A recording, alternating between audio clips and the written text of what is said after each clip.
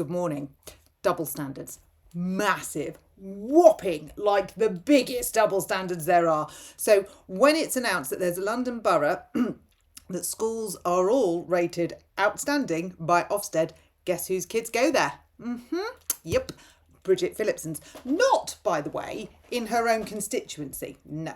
They go to school in the London borough of Enfield, where all the schools are rated outstanding by Ofsted. So she has managed to buy them a good quality education by living in said London borough, which, let's be honest with you, it's not cheap, is it? And then she's also got a couple of assets as well. So she's got the houses up north and she's got the houses in the London borough.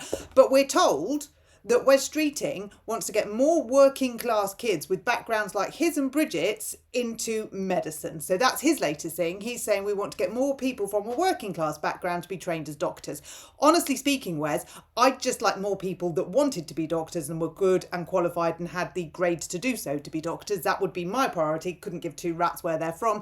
If they're from any kind of background, if they've got a vocation to be a doctor, that ticks my box. But no, we are now dividing people into little subsets. So we've got such an axe to grind, but I don't know why. Because if you look at Wes Streeting and you look at Bridget Phillipson and you look at Keir Starmer and you look at Angela Rayner and you look at Rachel Reeves, it's not like it went wrong, is it? I mean, it went wrong for us that they're in power, but it's not like it went wrong for them. Yet they're bleating permanently about their working class background as though it's a bad thing. I'd say your working class background is a good thing, if I'm totally honest. I'd say your working class background has done you well, because whatever it is that you feel you didn't have, you seem to have made up for with your careers. Now, why are we categorising working class as bad? Why are we doing that?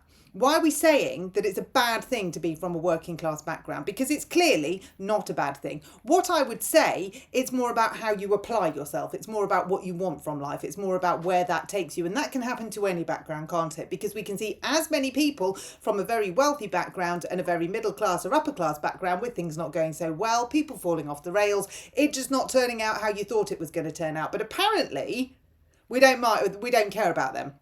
Even though Wes Streeting, Bridget Phillipson, Angela Rayner, Keir Starmer, Rachel Reeves, they're all going to be middle class now. They're probably going to be upper class in some areas if we're going to define this by wealth. Certainly Keir, Rach, Brit, in fact, all of them. They're wedged, aren't they? Let's be honest, they're completely wedged. So where do we put them? What category do we put them in? And we're defining our wealth by wealth. We're not defining our wealth by what makes us happy, what is good, what we like, what we value. We're defining it on our bank balance, which, by the way, can't have any savings in it, and particularly cash ISAs. They're the latest thing to go. So we're now looking for people to invest, not save. Why?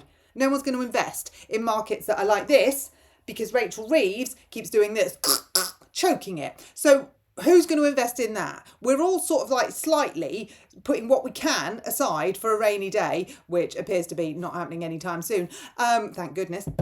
But who's got anything to put away anyway?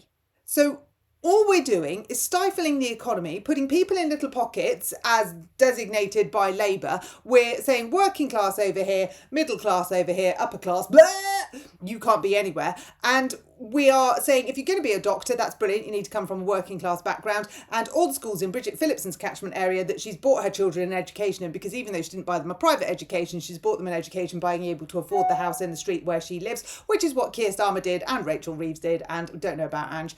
But they're all buying their education and buying their privilege in different ways. But if you do it the historic way of just wanting to buy your child an education that suits their needs, you're a bad person for that. You're a social pariah. You may not do that. And then we get stupid tweets from Angela Rayner like early years are so important for kids and it's so special for families. And we go, well, okay, so why do you want them in nurseries at 9 months and state nurseries at 9 months? Why do you want to be indoctrinating them in the Labour way? Why is it, if it's so important for families, it's nigh on impossible for families to have two working parents because they can't afford the childcare, and they can't afford the childcare because you are putting businesses out of business left, right and centre. You're putting national insurance up, you're putting taxes up, you're putting absolutely everything up. The cost of existence has gone through the roof. People can't afford to exist, they can't afford to have children. There will be declining birth rates because nobody can afford to have them, nobody particularly wants them, because it doesn't really look as though it's much fun, does it? When you literally can't pay Peter to pay Paul to have your kids, to put them in a school that you'd like to put them in, but you're not allowed to put them in a school that you'd like to put them in because that has to be the Labour school and you can only do it the Labour way.